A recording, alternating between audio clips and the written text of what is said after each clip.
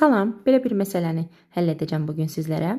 Yaşlı adamın bütün qanı sutkada böyrəklərdən maksimum neçə dəfə keçər? Böyrəklərdən 1 saat ərzində 1,2 litrə qədər qan keçir. Yəni maksimum 1,2 litr qan və bu zaman burada bizə sutkadan da söhbət gedir, biz dəqiqədən də söhbət gedir dedik. O zaman 1 saatımız 60 dəqiqədir. 60-ı vuracağıq. 1 sutkamız 24 saatdır. 24-ə və onu da vuracağıq maksimum qan soruşursa 1,2 litrə. Bu da bərabər eləyəcək 1728 litr qan keçər və yaşlı adamın bədənində 5 litr qan olur. Və bu zaman 1728 litr aldığımız qanı böləcəyik 5-ə, 5 litr qana. Bu da eləyəcək 345,6 və bu da təqribi çıxır 346-ya. Yəni yaşlı adamın sutkada böyrəklərdən maksimum 300-350 dəfəyə qədər